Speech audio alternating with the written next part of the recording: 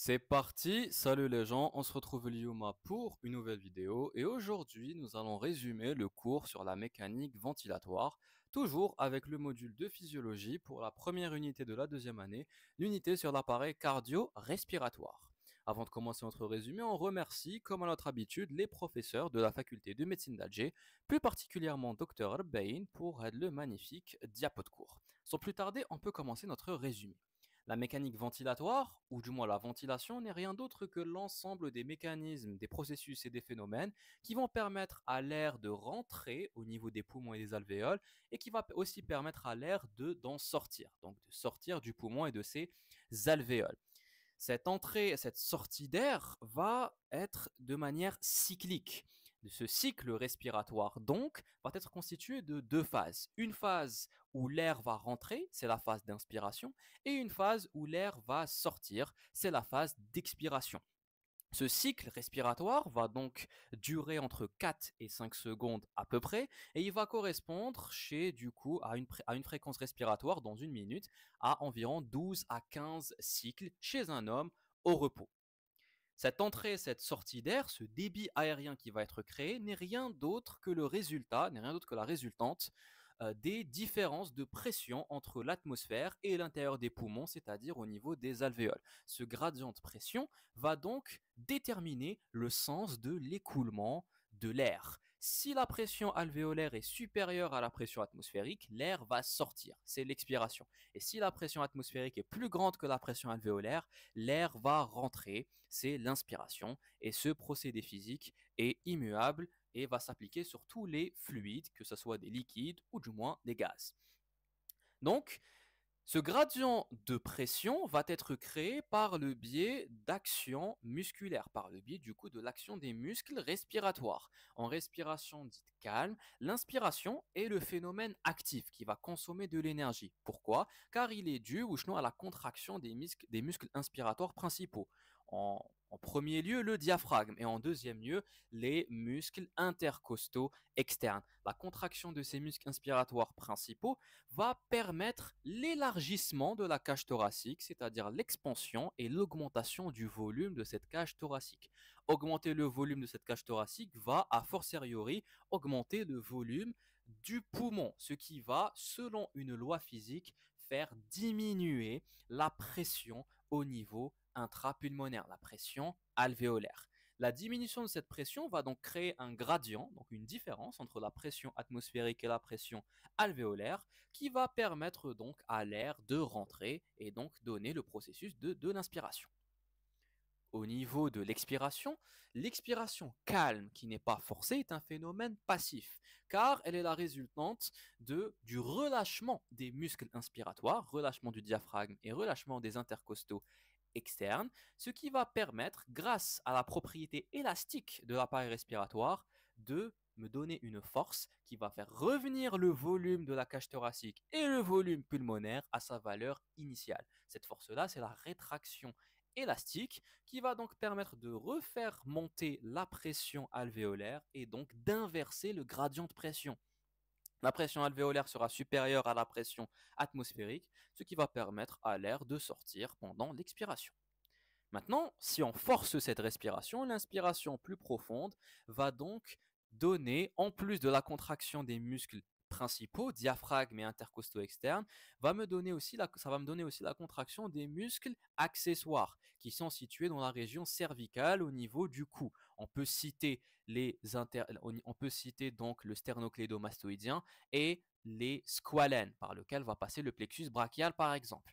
Ces différents muscles ont pour objectif, avec le diaphragme et les intercostaux externes, d'augmenter encore plus le volume de la cage thoracique et donc d'augmenter le volume des poumons, ce qui va donner une inspiration encore plus forte.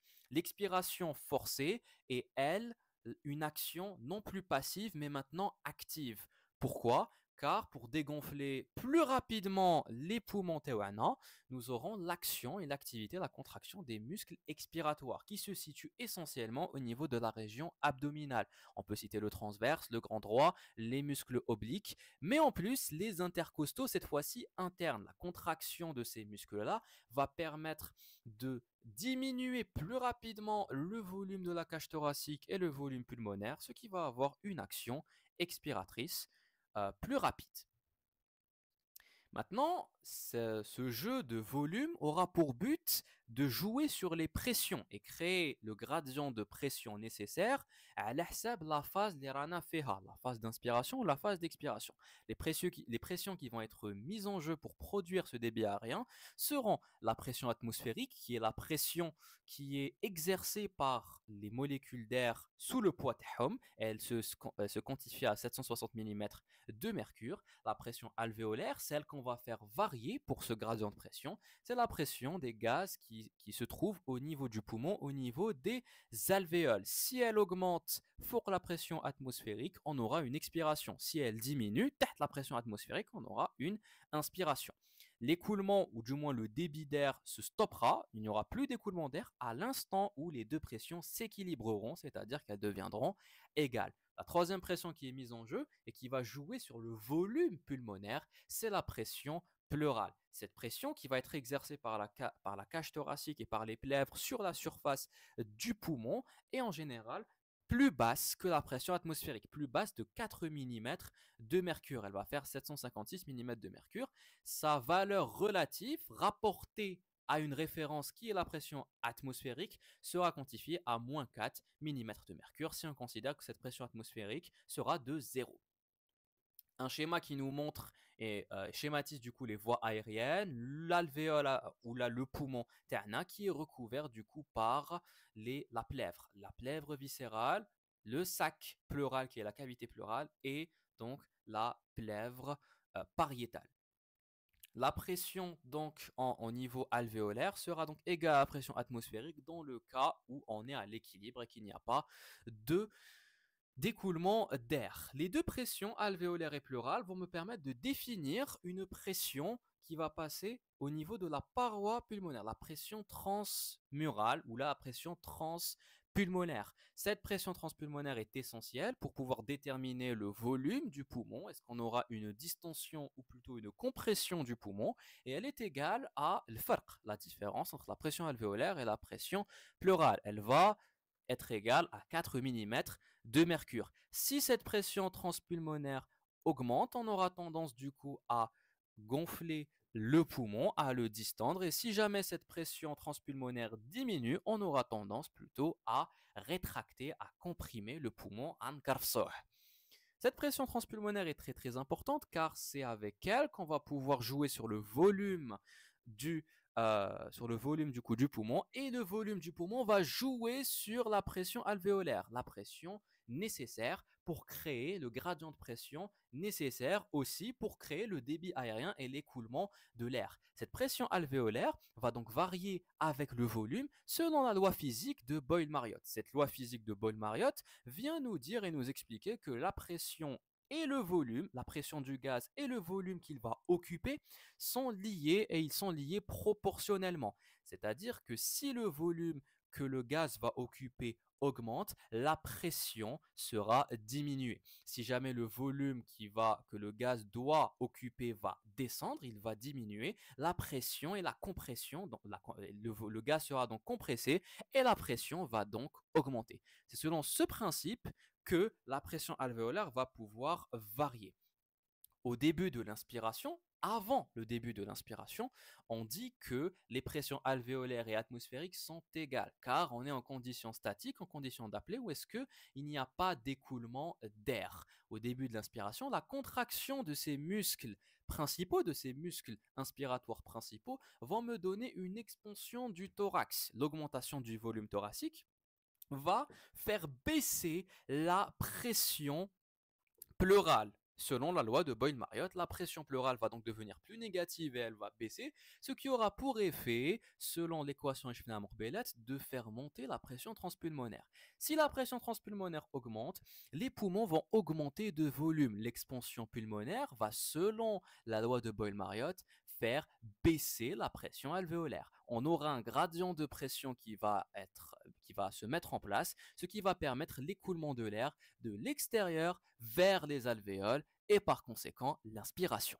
Pour l'expiration, qui est un phénomène passif dans le cas où est-ce que elle est faite de manière calme, le relâchement des muscles inspiratoires va permettre, du coup de faire baisser le volume thoracique, une rétraction vers l'intérieur de la paroi thoracique à cause des propriétés élastiques de cet appareil respiratoire. La diminution de volume va faire diminuer augmenter la pression pleurale qui va retourner à sa valeur initiale, qui va faire retourner à sa valeur initiale la pression transmurale, qui va donc la faire diminuer, ce qui va avoir pour effet de diminuer le volume du coup pulmonaire. Ce volume du poumon en diminuant va compresser les gaz contenus dans les alvéoles et donc faire monter la pression alvéolaire. La pression alvéolaire est désormais supérieure à la pression atmosphérique, ce qui va créer un gradient de pression favorable à la sortie de l'air hors des alvéoles, et c'est l'expiration. On peut résumer tout ce qu'on vient de voir maintenant au niveau du cycle respiratoire avec ces schémas-là qui nous montrent du coup que la contraction donc des muscles va permettre de faire augmenter le volume thoracique et du coup le volume pulmonaire, de faire augmenter la pression transpulmonaire, ce qui va avoir pour effet d'augmenter le volume du poumon, de diminuer la pression alvéolaire et de créer ce débit d'air à cause de, cette, de ce gradient de pression. Le relâchement de cette contraction musculaire et l'action des propriétés élastiques va faire justement,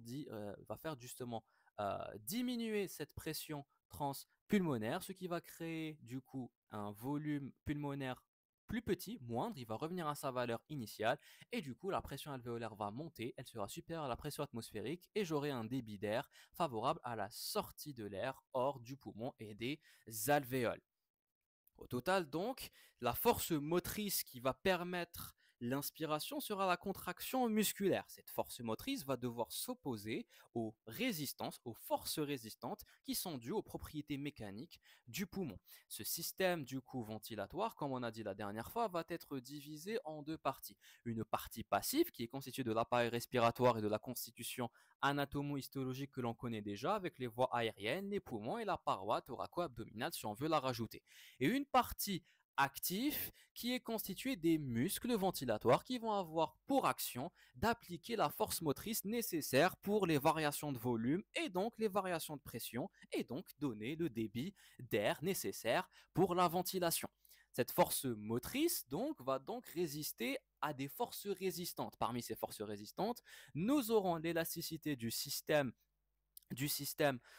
ventilatoire qui va constituer les propriétés élastiques avec la compliance de ce système-là, l'écoulement de l'air dans les voies aériennes qui seront les propriétés résistives donc de cet appareil respiratoire. Les frottements des tissus et l'inertie du système sont aussi des forces résistantes, mais elles sont négligeables dans ce cas de figure.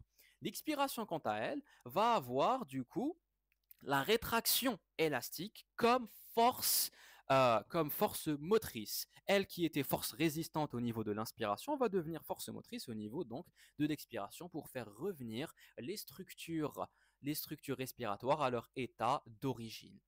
Pour mieux étudier cette relation force motrice et résistance, nous allons utiliser l'équation de mouvement de Newton qui nous dit que la pression totale, qui peut être référée donc à notre force motrice, sera égale ou du moins va dépendre de l'élastance fois le volume de ce système, de la résistance totale multipliée par le débit donc d'écoulement de ce système, plus la multiplication donc de l'inertie fois l'accélération. L'inertie étant négligeable, on peut donc simplifier cette équation en disant uniquement que la pression totale donc, va dépendre de cette élastance et de ce volume qui vont constituer les propriétés élastiques de l'appareil respiratoire et de la résistance totale avec le débit qui vont constituer les propriétés résistives de cet appareil respiratoire.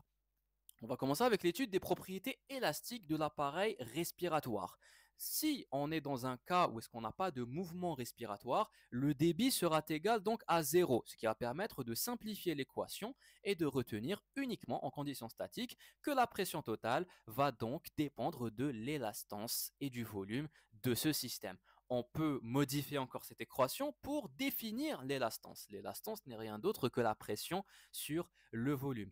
Nous, pour mieux étudier du coup ces propriétés élastiques, nous n'allons pas étudier l'élastance, mais plutôt son inverse, son contraire, la compliance, qui est l'inverse, donc 1 sur l'élastance, qui va donc être égal aux variations de volume sur les variations de pression. Cette compliance, donc, est une propriété intrinsèque, une propriété essentielle pour cet appareil respiratoire. Le système poumon-cage thoracique sont des structures non seulement élastiques, mais aussi compliantes, c'est-à-dire que si nous avons une petite variation de pression, et c'est surtout la pression transmurale, on est en train de parler, si on a une petite variation de pression, et on aura une grosse variation de volume.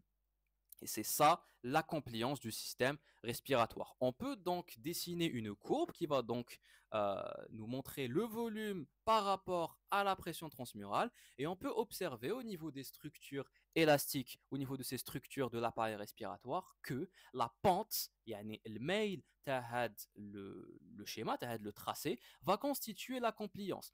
Pour des petites variations de pression transmurale, on aura de grosses variations de volume et ça arrive uniquement si la structure qu'on est en train d'étudier est dite compliante. La compliance, donc, va donc caractériser la capacité d'une structure à se distendre, à s'extendre. La distensibilité de la structure est ce qu'on appelle sa compliance. On peut calculer grâce à cette pression, grâce à cette courbe pression-volume, la compliance du poumon, du thorax individuellement, mais aussi du système CACOL, du système thoraco-pulmonaire. Cette donc cette donc compliance va donc dépendre essentiellement de la pression transmurale. C'est grâce à elle qu'on va pouvoir étudier individuellement chacune de ces structures. Si on veut étudier la compliance et tracer la courbe pression-volume du poumon uniquement, nous allons utiliser la pression transpulmonaire, qui est donc la différence entre la pression alvéolaire et la pression pleurale. Si on veut étudier la compliance et tracer la courbe pression-volume de la paroi thoracique, nous allons donc utiliser la pression transthoracique équivalente à la pression pleurale moins la pression atmosphérique. Si on veut étudier tout le système thoraco-pulmonaire, nous allons utiliser donc la pression transthoraco-pulmonaire. L'étude des courbes pression, volume et donc de la compliance a mis en évidence que l'appareil respiratoire est une structure compliante capable de se distendre, mais aussi une structure élastique. La mise en évidence de l'élasticité de cet appareil est mise en place du coup grâce à une expérience très simple. On crée une brèche au niveau de la plèvre qui va venir entourer le poumon ternant. Nous allons assister donc à un écoulement d'air qui va aller de l'extérieur vers l'intérieur donc de la plèvre, vers la cavité pleurale, ce qui va avoir pour effet de faire augmenter la pression pleurale qui était à moins 4 mm de mercure en valeur relative et va devenir du coup 0 mm de mercure. Donc l'augmentation de cette pression pleurale va faire disparaître la pression transpulmonaire, la pression qui permettait de garder le poumon ouvert et distendu. La disparition de cette pression va donner en réalité une rétraction du poumon, une rétraction de ce poumon, une compression des alvéoles qui est due justement à la rétraction élastique, à la force élastique qui a permis donc au poumon de se rétracter. C'est comme ça qu'on a mis en évidence qu'il y a cette force élastique, cette rétraction élastique au niveau de l'appareil respiratoire. Donc les facteurs qui vont expliquer cette élasticité sont nombreux. On a des facteurs anatomiques qui sont donc dus à la composition et l'anatomie de l'appareil respiratoire qui est composé d'un squelette ostéocartilagineux, qui est composé de muscles, qui est composé de ligaments, qui sont toutes des structures qui possèdent donc des propriétés élastiques. On a au niveau du poumon des facteurs histologiques. L'histologie du poumon a permis de mettre en œuvre qu'on possède une grosse richesse en fibres élastiques au niveau du poumon et au niveau de tout l'appareil respiratoire, avec une structure alvéolaire bien spécifique qui va permettre donc de donner à ce poumon cette structure élastique. Un dernier facteur, le troisième, qui est le facteur physico-chimique. On a observé au niveau des alvéoles la présence d'une force qui est due à l'interaction air-liquide, c'est la tension superficielle qui va donner des forces élastiques qui vont avoir tendance donc à collaber et donc à comprimer les alvéoles. Un petit rappel sur la tension superficielle. On a dit qu'un liquide, lorsqu'il va avoir une interaction avec l'air, les différentes molécules à la surface vont donc avoir des forces qui vont permettre à ces molécules de liquide de se rapprocher d'un bénatome, d'avoir une contraction à ce niveau-là pour minimiser au maximum la surface de contact air liquide. Cette force-là qui va permettre donc de solidifier les différentes molécules du liquide en contact avec l'air, c'est ce que l'on appelle la tension de surface, la tension superficielle. C'est cette force-là qui va avoir tendance du coup à créer une goutte d'eau et d'empêcher l'étalement d'un liquide, principalement donc pour éviter l'augmentation de cette interface air-liquide, de cette surface. Au niveau des alvéoles, nous allons donc posséder une légère couche de liquide qui va venir tapisser les alvéoles et donc on aura une interaction, une interface air-liquide. Cette tension superficielle donc qui a pour but de minimiser au maximum la surface de contact entre l'air et le liquide va donc donner une force qui va avoir tendance à faire ratatiner les alvéoles, à les faire se collaber, à les faire comprimer. Cette force ici, elle doit du coup être luttée, donc elle doit du coup être combattue par une autre force, une autre pression que Laplace a nommée la pression de distension, qui, pour garder l'intégrité et le volume initial d'une sphère, ici de l'alvéole, doit être égale à 2 fois la tension superficielle divisée par le rayon de la sphère. Donc, ces différents facteurs vont donc donner une force élastique qui va donc faire comprimer le poumon. Donc, pour permettre d'augmenter le volume pulmonaire, nous devons avoir une énergie et une force suffisantes pour étirer le tissu conjonctif du poumon et surmonter la tension de surface. La contraction musculaire n'étant pas suffisante pour surmonter cette tension de surface, nous allons avoir donc la sécrétion d'une substance lipidoprotéique, une substance constituée de phospholipides et de protéines qui va agir comme un agent tensioactif, qui va faire baisser cette tension superficielle en créant une surface qui va se mettre entre l'air et le liquide, c'est le fameux surfactant. Ce surfactant est donc un mélange de phospholipides et de protéines, phospholipides qui vont avoir une tête polaire attirée par l'eau et une queue apolaire attirée donc par l'air, ce qui va permettre de créer donc une couche qui va s'interposer entre l'air et le liquide et donc faire baisser cette tension superficielle. Donc le surfactant est sécrété par les pneumocytes de type 2, il va abaisser cette tension de surface et donc augmenter la capacité du poumon à se distendre, c'est-à-dire la compliance pulmonaire. Son effet est très marqué dans les petits alvéoles, mais un peu moins marqué dans les grandes alvéoles. Plus on va respirer profondément, plus on va demander une expansion pulmonaire, plus sa sécrétion sera assurée par les pneumocytes de type 2. Moins on va demander l'expansion pulmonaire, donc on va respirer de manière superficielle, moins on aura cette sécrétion de surfactant. Il est produit environ au 6e mois et demi de la grossesse. On passe maintenant aux propriétés résistives de l'appareil respiratoire. Cet appareil respiratoire, donc, dans des conditions dynamiques, lorsque on a un débit aérien, va donc lutter non seulement contre l'élasticité pulmonaire, mais aussi contre, du coup, les différentes résistances des voies aériennes, les résistances qui vont empêcher l'air de passer. Ces résistances-là comprennent des frottements qui vont être négligés, mais surtout les fameuses résistances des voies aériennes qui sont essentielles à étudier pour bien comprendre la ventilation et certaines situations pathologiques. L'écoulement de l'air, donc, va se faire en fonction du gradient de pression entre la pression alvéolaire et la pression atmosphérique. Lorsqu'on a de gradient de pression, on aura un débit d'air, une quantité d'air qui va pouvoir circuler dans les voies aériennes à l'ahsab une minute ou là une unité de temps. Ce débit va être ralenti par certaines difficultés, principalement à cause des parois, donc des voies aériennes. C'est ce qu'on appelle la résistance. L'écoulement de l'air va se faire selon plusieurs types d'écoulements. Alors, les deux écoulements qui sont connus en physique sont les écoulements dits laminaires et l'écoulement dit turbulent. Donc, un fluide qui va venir se déplacer et s'écouler dans un tube aura ces deux types d'écoulement. L'écoulement laminaire est un écoulement ordonné qui va se faire en parallèle de la paroi de notre vaisseau, de notre conduit. Il va se faire selon plusieurs couches, plusieurs lames qui vont du coup se déplacer à des vitesses légèrement différentes. La lame qui est la plus éloignée des parois aura celle au centre ici, aura la vitesse la plus élevée. L'écoulement turbulent, lui, est un écoulement qui est désordonné, un écoulement qui n'est pas parallèle aux parois et qui va donc par conséquent donner une plus grande résistance. L'écoulement qu'on va retrouver au niveau de l'appareil respiratoire sera un écoulement dit transitionnel. C'est lui qui va être retrouvé en réalité dans l'appareil respiratoire. C'est un mélange entre un écoulement laminaire et un écoulement légèrement turbulent au niveau donc des bifurcations, au niveau des ramifications. L'écoulement laminaire sera présent essentiellement dans les petites bronches, dans les petites bronchioles. L'écoulement turbulent sera présent dans les gros conduits comme la trachée, surtout dans le cas où on fait une activité physique et qu'on augmente le débit d'air.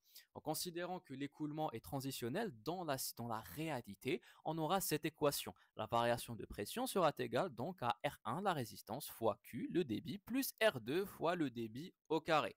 Sauf que nous, pour des soucis d'étude, nous allons faire une approximation en estimant que l'écoulement présent dans l'appareil respiratoire sera de type laminaire, histoire de faciliter l'équation et donc de dire que delta P, la variation de pression, sera égale à R1 fois le débit. De là, on peut appliquer, pour définir la résistance, des propriétés résistives, on peut appliquer la loi de Poisseuil qui vient nous dire donc que la résistance n'est rien d'autre qu'égale à 8 fois état, la viscosité du fluide, fois la longueur du conduit, divisé par pi fois R puissance 4. De là, la chose, ou du moins le paramètre qui sera variable, sera bien évidemment le rayon. Donc, le débit d'air, l'écoulement de l'air sera déterminé par le gradient de pression que l'on sait déjà, mais surtout par le rayon donc des différents conduits, des différentes voies aériennes. Si on prend du coup une photo sur l'appareil respiratoire, nous allons voir que en réalité, la majorité des résistances sera localisée à ce niveau-là, au niveau des voies aériennes supérieures et au niveau de la trachée. 50% de ces résistances sera localisée au niveau des voies aériennes supérieures et 40% au niveau des trachées et des grosses branches. Seulement 10% sera localisé au niveau des branches les plus petites, celles qui ont du coup un rayon plus bas. Pourtant, selon la loi de Poisseuil, ceux qui ont un rayon plus bas devraient pourtant normalement avoir un, euh, du coup, une résistance plus élevée. Ce n'est pas aussi simple que ça, car ce qui prime au niveau de la résistance, ce n'est pas uniquement le rayon, mais plutôt la surface de section totale. Cette surface de section, elle va augmenter, comme au niveau du système artériel. Plus les ramifications vont se faire, plus la résistance donc va diminuer. Pourquoi? Parce que notre ramification va avoir une surface de section totale qui va donc augmenter. Les résistances ne seront plus comptées en série, comme sur le schéma Hnaya, où effectivement la réduction du diamètre ici et du rayon plus particulièrement va nous donner une augmentation de résistance. Mais ici, vu que les résistances seront considérées en parallèle, la résistance n'augmentera pas comme si elle était en série. Le flux aussi va énormément jouer. Le flux qui est présent dans les voies aériennes supérieures, dans la trachée, et sera un flux de type turbulent. Ce flux turbulent va ralentir et du coup, ce flux turbulent va nous donner plus de résistance. Tandis que le flux présent dans les petites bronches et les bronchioles sera de type laminaire, ce qui va diminuer les frictions et donc diminuer les résistances. On peut aussi citer des cas pathologiques. Dans le cas d'une apnée du sommeil, dans les cas des personnes en surpoids, le rayon du pharynx de ces personnes-là en surpoids qui souffrent d'apnée du sommeil va donc réduire, ce qui va augmenter la résistance et donc augmenter du coup la difficulté à respirer pour ces personnes-là. Même chose dans un état grippal, lorsqu'on attrape une grippe, l'œdème qui va être causé par cette grippe, ou du moins la congestion des différentes voies aériennes, va donc faire baisser le rayon de ces voies aériennes supérieures et donc augmenter la résistance pour l'écoulement de l'air et donc pour la respiration. Les voies aériennes, du coup, les voies inférieures, donc, vont avoir une résistance qui va augmenter uniquement dans le cas de l'expiration et dans le cas des situations pathologiques comme l'asthme et la bronchite. Pourquoi? Car l'augmentation de la résistance de ces voies aériennes inférieures va se faire grâce à la contraction du muscle lisse. La, euh, la contraction du muscle lisse, la bronchoconstriction, va donc augmenter la résistance qui fâche en diminuant le rayon de ces voies-là. Cette régulation, donc cette contraction du muscle lisse va être régulée par deux systèmes. Le contrôle nerveux va impliquer, comme on le sait, des voies afférentes qui vont me venir de récepteurs qui vont être sensibles à des modifications au niveau de cette paroi-là. Elles vont être véhiculées par le nerf vague jusqu'au bulbe rachidien, yani jusqu'au tronc cérébral, où on va retrouver des noyaux centraux, des centres de régulation. Une fois qu'ils vont traiter l'information, elle va renvoyer une réponse par le biais de voies nerveuses efférentes, motrices, qui vont être soit parasympathiques, donc on aura une action cholinergique par le biais de l'acétylcholine au niveau de récepteurs muscariniques pour donner une bronchoconstriction, la contraction de ce muscle lisse, ou bien sympathique par le biais du coup de voies qui vont arriver à des récepteurs bêta-2 adrénergiques et sécréter donc de la noradrénaline ou de l'adrénaline pour provoquer donc une bronchodilatation. D'autres mécanismes comme les mécanismes humoraux, c'est-à-dire des hormones, qu'elles soient du coup paracrine ou endocrine, la sécrétion qu'elle soit paracrine ou endocrine, va permettre donc de jouer et d'influencer cette contraction et cette résistance des voies aériennes. On a ici quelques exemples comme l'inhalation d'agents irritants va me donner du coup une bronchoconstriction. L'histamine et d'autres substances inflammatoires vont me donner eux aussi une bronchoconstriction dans le cas d'une crise d'asthme. L'adrénaline, qui peut être libérée de plusieurs manières, comme par l'activation du système sympathique, va me donner une bronchodilatation et réduire la résistance. L'accumulation du mucus ou bien des matières infectieuses ou des tumeurs peut me donner des difficultés respiratoires en augmentant cette fameuse résistance à l'écoulement de l'air. On termine avec les volumes et les capacités respiratoires. Le volume qui va être inspiré et expiré normalement sera le volume courant, 500 millilitres. Le volume qu'on peut encore inspirer au maximum sera la réserve inspiratoire, 3000 millilitres. Le volume qu'on peut encore expirer après une expiration normale sera la réserve expiratoire de 1200 millilitres. Et même après avoir expiré totalement, nous aurons toujours un volume d'air résiduel qui sera de 1200 millilitres. La combinaison de ces volumes-là va me donner ce qu'on appelle des capacités pulmonaires. Ces capacités pulmonaires sont en nombre ici de 4. La capacité vitale est la quantité d'air qui va être expirée au maximum après une inspiration maximale. Elle est de 4800 millilitres. La capacité inspiratoire, c'est la quantité d'air maximale qui peut être inspirée, c'est-à-dire le volume courant plus la réserve inspiratoire. Ça va être donc de 3500 millilitres. La capacité résiduelle fonctionnelle est le volume total d'air qui va être contenu dans les poumons après une expiration normale, ce qui est donc le volume résiduel plus la réserve expiratoire, 2400 millilitres. Et au final, nous aurons une capacité pulmonaire totale. Le volume d'air maximal que le poumon va pouvoir garder, ce sera 6000 millilitres. Tous ces volumes et toutes ces capacités peuvent être du coup mesurés grâce à un spiromètre, qui est un appareil constitué donc d'un embuis buccal dans lequel on va inspirer et expirer, relié donc à une cloche remplie d'air qui va monter et descendre selon donc l'inspiration ou l'expiration. Elle baigne dans de l'eau et elle est reliée par le biais d'un fil à une poulie qui va être reliée à une plume, à un crayon ou un stylo qui va donc nous faire un tracé. L'enregistrement qui va donc enregistrer notre fonction respiratoire, c'est donc le spirogramme. En plus de cet enregistrement, nous pouvons du coup, en plus du coup de ces volumes et de ces capacités citées, on peut donc nqaysu une variante de la capacité vitale qui est le volume expiratoire maximal seconde, le VEMS, volume expiratoire maximal seconde, qui va être donc qui va être en fait la quantité d'air maximale qui peut être expirée en une seule seconde. Le rapport qui va se faire entre le VEMS et le CV va donc nous donner ce qu'on appelle le coefficient de Tifno. Pour un être humain normal, il va être de 75 à 80% de sa capacité vitale. Ça constitue donc l'épreuve respiratoire fonctionnelle. Comme pour l'activité cardiaque qui a donc un débit cardiaque, ici aussi pour le poumon, nous aurons une ventilation pulmonaire qui va faire référence donc au débit d'air qui va être inspiré et expiré en une seule minute, qui va être du coup mesuré en millilitres par minute. C'est le volume courant qui va être multiplié par la fréquence respiratoire, la fréquence de cycles par minute. On est à 12 à 15 ou à 12 à 16 cycles par minute pour un adulte au repos.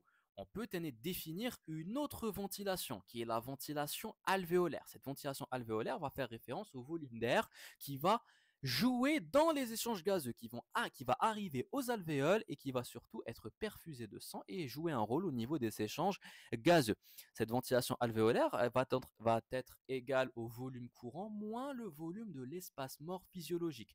Cet espace mort physiologique est en fait, le majmou' a deux espaces morts. L'espace mort anatomique, c'est la quantité d'air qui ne va pas arriver aux alvéoles. C'est de l'air qui a été inspiré, mais qui va être bloqué au niveau des voies aériennes de conduction et ne va pas arriver aux alvéoles pour participer aux échanges gazeux. Il est de 150 millilitres chez l'adulte normal.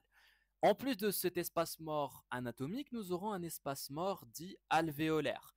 L'air va arriver à l'alvéole, mais cet alvéole-là n'est pas perfusé correctement par du sang.